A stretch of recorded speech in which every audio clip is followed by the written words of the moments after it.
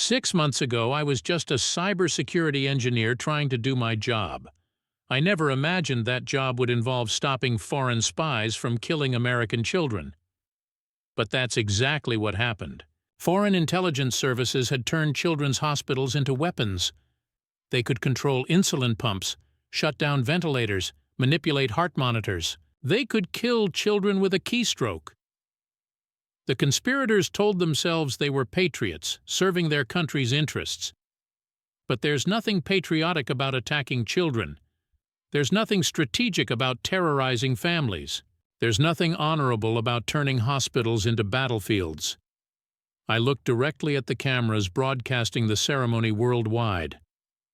To any foreign adversary watching this, American children are not acceptable targets. American hospitals are not legitimate infrastructure to attack, and we will never ever allow you to weaponize medical devices against innocent kids. To the parents watching, your children's medical devices are now protected by the same encryption that guards our nuclear weapons. The vulnerabilities that allowed these attacks have been eliminated. And to the medical professionals who kept those children alive while their machines turned against them, you are the real heroes. When technology failed, you succeeded. When foreign enemies attacked, you defended. When children needed help, you saved them. The applause went on for several minutes. When it finally died down, the president stepped to the microphone. "Ladies and gentlemen, America's new National Cybersecurity Advisor, Presidential Medal of Freedom recipient, Iago Sinclair." As the ceremony ended, Ophelia found me in the crowd. "So, Mr. National Cybersecurity Advisor, what's next?" I thought about the 12 cybersecurity companies still under investigation, the foreign agents still operating in American hospitals, the children still dependent on medical devices that could be hacked by foreign adversaries. More work, always more work. Good thing you married a nurse. I understand long hours and life-or-death decisions. How are Marcus and the other kids doing? Marcus is back in school. Emma's diabetes is perfectly controlled with her new pump. Tommy's heart is strong and healthy. And the hospital? Every medical device has been upgraded with military-grade security. We actually had a cybersecurity expert try to hack our insulin pumps last week, part of a federal security test.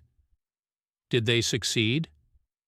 Not Hashboss fired me for being too paranoid about security breaches. His terror when FBI arrived with handcuffs. "You're fired, Sinclair. Effective immediately." Macbeth Sterling didn't even look up from his Washington Post as he destroyed my 6-year career with Nexus Cyber Defense. The CEO's corner office overlooked the Potomac, but all I could see was my future crashing down. "Sir, I found evidence of—" "You found nothing but your own paranoia. Security clearance revoked. Building access terminated. Clean out your desk." 3 hours earlier, I'd discovered something that made my blood freeze. Backdoors in Pentagon defense systems. Chinese server communications every 4 hours. And worst of all, someone had been remotely controlling medical devices at children's hospitals. The digital signature on every hack belonged to Lady Macbeth Sterling, his wife and our chief technology officer. But when I tried to report it, they called me too paranoid about security breaches and showed me the door. Now I was standing in the elevator with a box of my belongings, watching my badge get deactivated on the security screen. Macbeth probably thought he'd silenced the threat. He had no idea I'd already copied everything, and he definitely didn't know I was about to call the FBI. The elevator doors opened and I walked toward my car with evidence that would destroy them both. My phone was already dialing a number I'd memorized but never used. "FBI tip line, this is Agent Rodriguez. My name is Iago Sinclair. I was just fired for discovering that my company is helping foreign intelligence services hack children's medical devices. People are going to die unless you act immediately." As I drove away from Nexus Cyber Defense for the last time, I couldn't help but smile. Macbeth Sterling thought firing me would solve his problems. He was about to learn how wrong he was. My phone buzzed. Ophelia. "Hey babe, sorry to call so late. We've got a situation at the hospital. 3 kids came in tonight with their insulin pumps malfunctioning. Same exact error codes. The devices are delivering random doses." I sat up straighter. Random doses? That's impossible. Those pumps have multiple fail-safes. That's what I thought too. But Jake, one of them almost went into diabetic shock. We had to manually override the pump and start IV insulin. Dr. Martinez thinks it's a software glitch, but what? The error messages are in Chinese characters. My stomach dropped. I pulled up the hospital network contracts on my second monitor. Nexus Cyber Defense had been protecting the Children's Hospital of Virginia systems for 8 months. Ophelia, I need you to document everything. Error codes, timestamps, device serial numbers, everything. Why? What's wrong? I looked at the Pentagon backdoor code, then at our hospital contract files. The same encryption signature appeared in both systems. I think someone's been using our company's access to hack medical devices. After she hung up, I dove deeper into the code. The more I found, the worse it got. Backdoors in CIA communications, NSA surveillance systems compromised. And now children's medical devices. But the scariest part wasn't what I found. It was the digital signature embedded in every single hack. It belonged to Lady Macbeth Sterling, our Chief Technology Officer. The next morning, I walked into Macbeth Sterling's corner office with a flash drive full of evidence and a sick feeling in my stomach. "Sir, we have a problem. Multiple problems." Macbeth looked up from his newspaper, the Washington Post spread across his mahogany desk. At 45, he still had the lean build of the Army Ranger he'd been 20 years ago, but his eyes had gone soft from too many corporate lunches. "Iago, you look terrible. Rough night?" "I've been analyzing the Pentagon firewall logs. Someone's been inside our government contracts for weeks, maybe months." He set down his coffee mug. "Define inside." I plugged in my flash drive and pulled up the evidence on his wall-mounted monitor. Backdoors in nuclear facility safety systems, CIA communication intercepts, and worst of all, someone's been remotely controlling medical devices at the Children's Hospital. The wall screen suddenly flickered, and Lady Macbeth Sterling's face appeared via secure video link. She was calling from what looked like a hotel room, expensive jewelry glinting under the lights.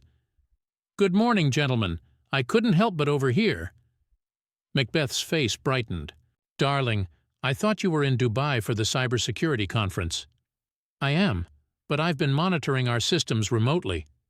Her smile didn't reach her eyes. "Iago, what you're seeing is authorized penetration testing. We're stress testing our client networks to identify vulnerabilities." "Authorized by who?" I demanded. "Because I've checked our contracts. Nothing authorizes remote manipulation of children's medical devices." Lady Macbeth's expression hardened. "You're exceeding your authority, Mr. Sinclair. These are executive-level decisions that don't require your approval." I pulled up the hospital incident reports. 3 children nearly died last night from insulin pump malfunctions. The error messages were in Chinese. "Technical glitches happen," Macbeth said dismissively. "Medical devices are notoriously buggy." "Sir, I've traced the backdoor communications. They're pinging servers in Beijing and Moscow every 4 hours. That's not penetration testing. That's foreign intelligence gathering." Lady Macbeth leaned forward on the screen. "Iago, you're clearly exhausted. Maybe you should take some time off." "I'm not exhausted. I'm trying to prevent a national security breach." Macbeth stood up and walked to his window overlooking the Potomac. "Sometimes, Sinclair, you see threats where none exist. It's an occupational hazard in our business." "This isn't paranoia. This is evidence of what?" Lady Macbeth interrupted. "Of our company successfully fulfilling its contracts? Of our advanced testing protocols? You're creating problems where none exist." I stared at both of them. 6 years I'd worked for Nexus Cyber Defense. 6 years of protecting government systems, of debugging network vulnerabilities, of playing by the rules. And now my own bosses were gaslighting me about foreign intelligence operations. "I'm recommending we notify the FBI immediately." The room went dead silent. Macbeth turned from the window. "You'll do no such thing. This is an internal matter." Children's lives are at risk." "No one's life is at risk," Lady Macbeth snapped from the screen. "You're misinterpreting standard operational procedures." I looked at the evidence one more time: the Chinese server communications, the Russian IP addresses, the medical device control codes. Then I looked at my bosses, who were more concerned about covering their tracks than protecting innocent kids. "I need to make some calls." "You need to go home and get some rest," Macbeth said firmly. "We'll handle this from here." I ejected my flash drive and headed for the door. "Iago," Lady Macbeth called from the screen, "remember your security clearance obligations. Some conversations are best kept within the family." I stopped with my hand on the doorknob. "Is that a threat?" "It's a reminder." I left without another word, but I could feel their eyes on me all the way to the elevator. An hour later, I was standing in the Children's Hospital ICU, watching my wife check IV lines on a 7-year-old diabetic boy named Marcus. "His pump delivered 4 times the normal insulin dose at 2 a.m., Ophelia explained, her voice barely above a whisper. "We caught it because his blood sugar crashed so fast it triggered every alarm in the ward." Marcus was sleeping, his small chest rising and falling under a tangle of monitoring wires. His parents sat beside the bed, holding hands and staring at the machines keeping their son stable. The other 2 children? Similar stories. 8-year-old Emma's pump stopped delivering insulin entirely for 6 hours. Tommy's heart monitor started giving false readings that nearly triggered emergency surgery. Dr. Martinez approached us, his face grim. "Mrs. Sinclair, we need to talk." We stepped into the hallway. "I've been in pediatric medicine for 20 years, he said. "I've never seen coordinated medical device failures like this. The manufacturer is claiming it's impossible, but 3 separate devices from 3 different companies all malfunctioned within 4 hours of each other." "What's the hospital's position?" "Officially? Software glitches? Unofficially? I'm scared as hell. If someone can remotely control these devices—" An alarm started blaring from Marcus's room. We rushed back in to find his heart monitor displaying impossible readings. A heart rate of 240 BPM on a sleeping child. "That's not his actual heart rate," Ophelia said, checking his pulse manually. "The monitor's been compromised." Dr. Martinez grabbed a backup device. "His vitals are fine, but the primary monitor is showing false data. If we'd trusted the machine instead of checking manually—" "You might have given him emergency medications he didn't need," I finished. An alert suddenly flashed on my phone, then another, then a dozen more. "What's happening?" Ophelia asked. I stared at the cascade of emergency notifications. 8 children across 3 different floors. All medical devices. All failing simultaneously. Dr. Martinez grabbed his radio. "This is Dr. Martinez. We have a code blue situation. Multiple device failures in pediatric ICU. Switch all patients to manual monitoring immediately." As nurses ran through the halls, I pulled out my phone and dialed a number I'd memorized but never used. "FBI tip line, this is Agent Rodriguez. My name is Iago Sinclair. I work for Nexus Cyber Defense. I have evidence of foreign intelligence operations targeting American children's medical devices. People are going to die unless you act immediately." The parking garage meeting felt like something out of a spy movie, except the stakes were real and the enemy was already inside our systems. Agent Hamlet Rodriguez was younger than I'd expected, maybe 44, with the kind of intense focus that comes from years of hunting cybercriminals. He'd chosen the location level B2 of a shopping center garage, away from electronic surveillance. "Mr. Sinclair, we've been investigating medical device hacking for 6 months. What you're describing matches our intelligence exactly." "You already know about this?" "We know someone's been systematically infiltrating children's hospitals across the East Coast. Insulin pumps, ventilators, heart monitors. Last month, a child in Baltimore nearly died when their ventilator was remotely shut down." My blood ran cold. "How many children are we talking about?" 47 incidents across 12 hospitals. All devices manufactured by different companies, all protected by the same cybersecurity firm. Nexus Cyber Defense. Your company has legitimate contracts to protect these hospitals, but someone with administrative access has been installing back doors that allow external control of medical devices. I pulled out my flash drive.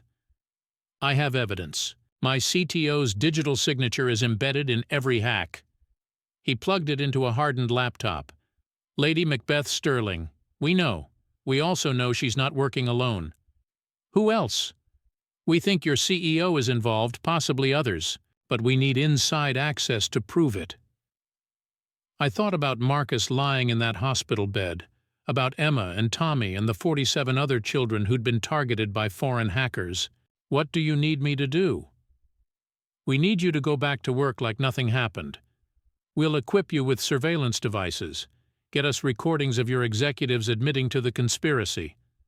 And if they find out? Then you'll probably be fired, but those children will definitely be killed. The choice wasn't really a choice at all. When do we start? He handed me a device the size of a quarter. This is a digital recorder with encryption capabilities. It'll capture audio and transmit to our servers in real time. Pin it inside your shirt collar. What about my family? We'll have protective surveillance on your wife at the hospital. If this goes bad, we'll get you both into witness protection within hours. I attached the device to my collar and tested the connection. Agent Rodriguez's phone immediately displayed a live audio feed. One more thing, he said. Whatever your bosses tell you, act like you believe them. The moment they suspect you're cooperating with us, they'll activate their dead man switch. Dead man switch? Mass shutdown of medical devices across multiple hospitals. We think they're planning to use it as leverage if they're caught. I thought about every child in every ICU across the country, dependent on machines that could be turned off with a keystroke. How long do I have? Maybe days. Maybe hours. Foreign intelligence services are escalating their operations. If we don't stop this soon, we're looking at a coordinated attack on American medical infrastructure. I shook his hand. I'll get you what you need. Mr. Sinclair, your wife is a hero for what she's doing at that hospital. Don't let her sacrifice be in vain. As I drove back to Nexus Cyber Defense, I realized I wasn't just going undercover for the FBI. I was going to war for every child who'd ever needed a machine to stay alive. The next morning, I walked into the office to find my access badge had been deactivated. Security issue, Cassius Blackwood explained when I found him in the break room. As head of government contracts, he was technically my superior, but something about his smile made my skin crawl. What kind of security issue? Administrative review. Nothing serious, but you'll need to work under supervised access until it's resolved. The surveillance device against my collar felt warm as it recorded every word. How long will that take? Could be days, could be weeks. He stirred his coffee slowly.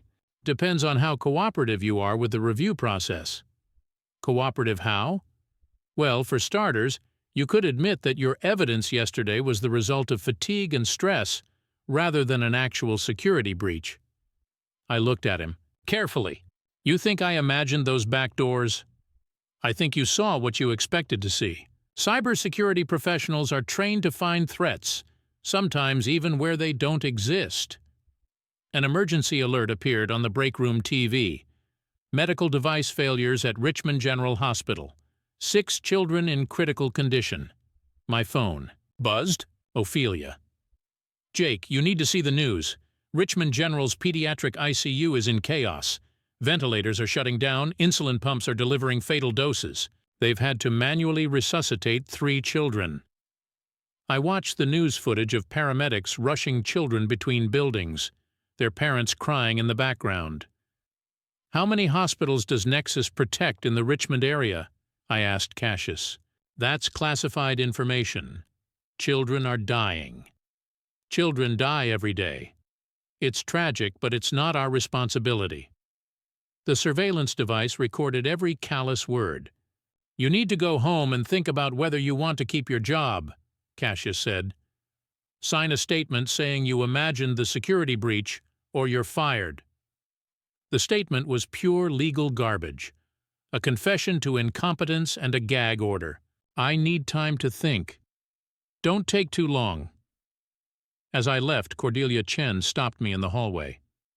They're saying you contacted the FBI. Every eye in the office was on me. Cordelia, if you found evidence children were being hurt, what would you do? I'd probably do what you did. I went to my office and began copying files to a secure drive. An hour later, Othello Banks appeared at my door. As head of company security, he was the one person I'd hoped might be an ally. Iago, we need to talk. About what? About the fact that you're copying classified files to an unauthorized device. I looked at my computer screen. He was right. The file transfer was visible to anyone monitoring the network. I'm backing up my work. You're preparing to steal company secrets. I'm preparing to save children's lives. He closed the door behind him and sat down. Can I speak honestly? Please. I've been head of security here for 8 years. I know when something's wrong with our systems. My heart rate spiked. What do you mean? I mean I've been watching the same anomalies you have. Foreign IP addresses, unauthorized access to medical device networks, children getting hurt.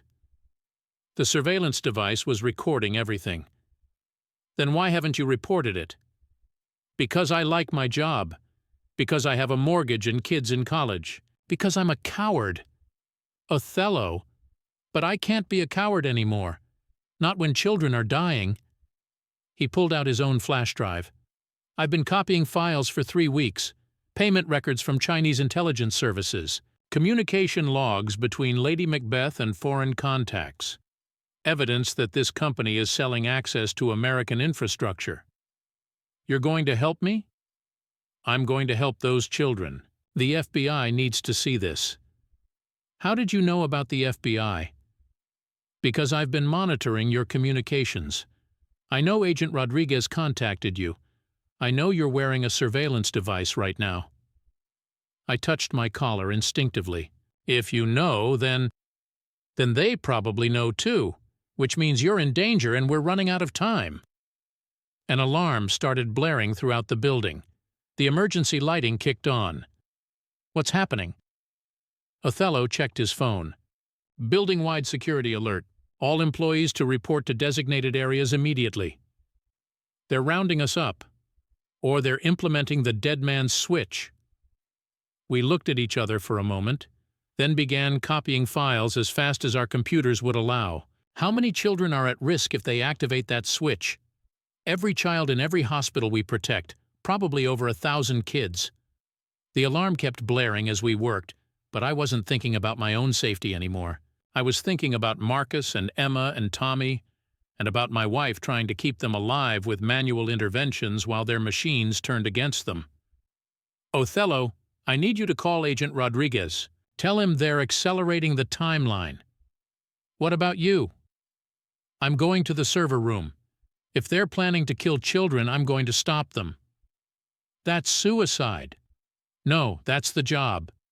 I grabbed both flash drives and headed for the door. Iago! I turned back. Thank you. Thank me when those kids are safe. The server room was supposed to be empty during the security alert, but I could hear voices inside. I crouched beside the door and activated the surveillance device's recording function. Confirmed that Sinclair has been in contact with federal agents.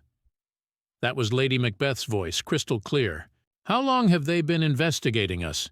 Macbeth Sterling, stressed and angry. At least 6 months, probably longer. And the Chinese contacts? Prospero Torres landed at Dulles an hour ago. He's en route with final payment and extraction instructions. I carefully opened the door a crack. Lady Macbeth was standing at the main server console, her laptop connected to the hospital network interfaces. Macbeth was pacing behind her.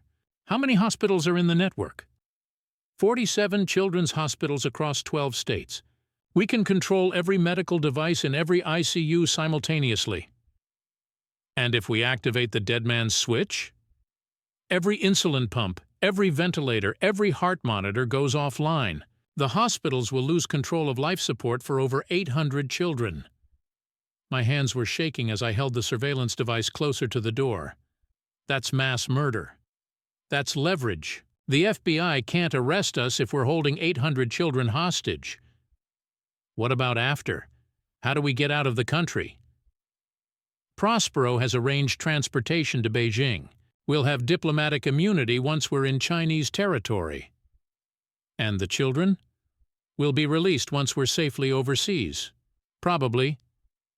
Footsteps approached the server room. I ducked into a supply closet just as the door opened. "Macbeth, darling, you look nervous." The voice had a slight accent. Chinese, maybe. This had to be Prospero Torres. I've never committed mass murder before.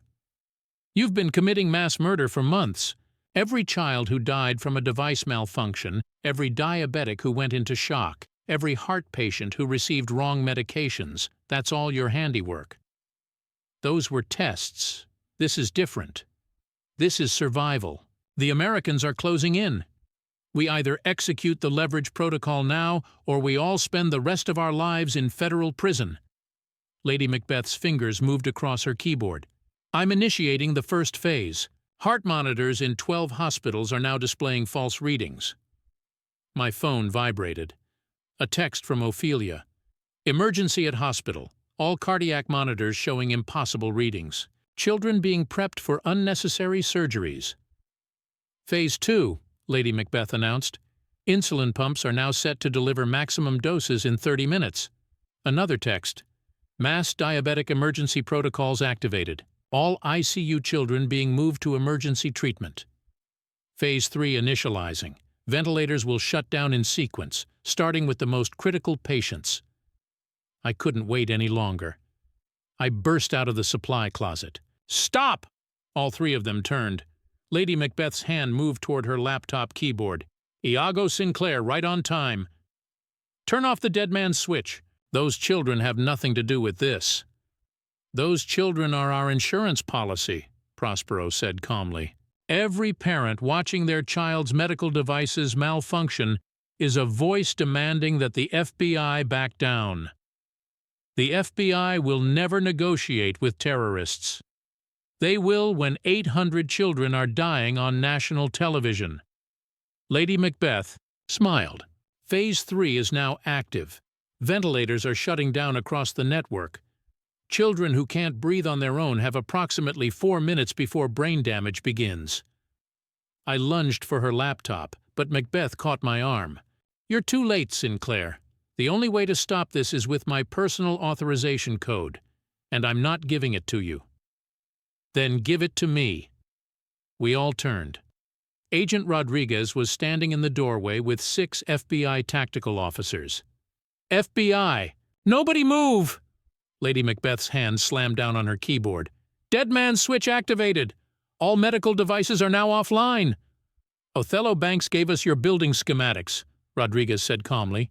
"We've been listening to every word." "It doesn't matter," Prospero shouted. 800 children are dying right now. You can't arrest us without the authorization codes." My phone was buzzing constantly, text after text from Ophelia. "Ventilators down. Manual resuscitation protocols. Need more hands. Children not breathing. Give me the codes," I demanded. "Never." I looked at Rodriguez. "How long do we have?" 4 minutes before permanent brain damage, 6 minutes before death. I thought about Marcus, about Emma and Tommy, about every child my wife was trying to save with manual resuscitation while their machines stayed silent. I can override the system from the server console. "You don't have administrative access," Lady Macbeth sneered. "No, but I have something better." I pulled out Othello's flash drive. "Your personal access codes. He's been monitoring your systems for weeks." Her face went white. I pushed past the FBI agents and began typing at the server console. The surveillance device transmitted every keystroke to Rodriguez's phone in real time. "Restoring power to all ventilators. Now." The first wave of relief came in a text from Ophelia. "Ventilators back online. Children breathing normally. Resetting insulin pumps to patient-specific dosages. Now insulin pumps working correctly." Correcting heart monitor readings, now. All cardiac monitors showing accurate vitals. I turned to face the three conspirators. 800 children are safe. You're under arrest for cyber-terrorism. Rodriguez stepped forward with handcuffs. Macbeth Sterling, Lady Macbeth Sterling, Prospero Torres, you're under arrest for conspiracy to commit acts of terrorism, attempted murder, and treason. You can't prove treason, Macbeth said. Actually, we can. Rodriguez held up his phone, which had recorded the entire conversation. You admitted to selling American infrastructure access to Chinese intelligence services. You admitted to planning mass casualties. You admitted to holding children hostage. Those recordings are inadmissible. These recordings are from an authorized federal surveillance operation. Everything you said is evidence in a terrorism case. As the FBI led them away in handcuffs, Lady Macbeth looked back at me. You have no idea what you've cost us. I know exactly what I've cost you. Your freedom, your fortune, your future. The children would have been released once we were safe. The children would have been dead, and you know it. Prospero Torres said nothing as they walked him past, but I could see the calculation in his eyes. He was already planning his next move, his next escape. This isn't over, he said quietly. Yes, it is. But as I watched them disappear into FBI custody, I realized he might be right. The individual conspirators were caught, but the network they'd built, the vulnerabilities they'd exploited, the foreign intelligence services they'd worked with, all of that was still out there. Rodriguez approached me as I finished securing the servers. Mr. Sinclair, we need to debrief you immediately. This case is going to trial, and your testimony will be crucial. What about the other hospitals, other companies? How do we know this isn't happening everywhere? That's exactly what we need to find out. Are you willing to help us investigate the entire medical device security industry? I thought about my wife, working through the night to keep children alive while their machines betrayed them. I thought about Marcus and Emma and Tommy and all the other kids who'd been nothing more than leverage to foreign spies. Whatever you need. This is going to be a long investigation, months, maybe years, and there will be more conspirators, more foreign agents, more companies willing to sell out American children for profit. Then we'd better get started. My phone buzzed. Ophelia again. All children stable, crisis over. When are you coming home? I typed back, soon. Just saving the world first. LOL. Love you. Love you too. As I followed Agent Rodriguez out of the server room, I realized that this was just the beginning. The conspirators were caught. The immediate threat was over. But the real work, protecting every child in every hospital from foreign cyber attacks, was just getting started. 6 months later, Macbeth Sterling got life in prison. Lady Macbeth got 25 years. Prospero Torres got 15 years plus deportation. You turned children's hospitals into battlefields, the judge said. Marcus Thompson's mother thanked me in the courthouse hallway. He's fine now. His new pump has military-grade encryption. Nothing's unhackable, but it's a lot harder now. Are there other companies doing this? We're working on that. The ceremony was held in the East Room. The president awarded me the Presidential Medal of Freedom. Mr. Sinclair exemplifies American courage, he announced. When he discovered foreign adversaries were using his company to attack children, he risked everything to stop them. I addressed the audience. American children are not acceptable targets. We will never allow you to weaponize medical devices against innocent kids. Ophelia found me after the ceremony. What's next? More work. Always more work.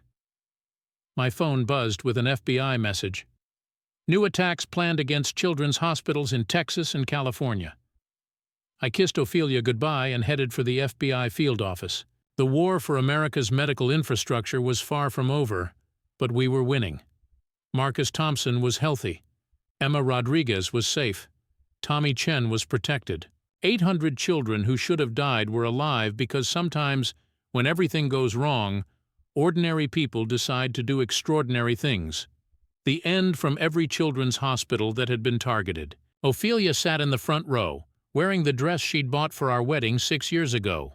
The Presidential Medal of Freedom is awarded to individuals who have made exceptional contributions to the security or national interests of America, world peace, or cultural endeavors, the President announced. Iago Sinclair exemplifies the best of American courage and determination. When he discovered that foreign adversaries were using his own company to attack American children, he risked everything to stop them. The medal was heavier than I'd expected, hanging from a blue ribbon around my neck. Mr. Sinclair's actions prevented what intelligence officials describe as a coordinated cyber attack on American medical infrastructure. Without his intervention, hundreds of children could have died. The applause was overwhelming. In the audience, I could see Marcus Thompson's parents, Emma Rodriguez's family, and dozens of other mothers and fathers whose children had been targeted by foreign spies. But perhaps most importantly, Mr. Sinclair's courage has led to fundamental reforms in medical device security, new encryption protocols, enhanced monitoring systems, international cooperation agreements to prevent future attacks. The President turned to me. Mr. Sinclair, would you like to say a few words?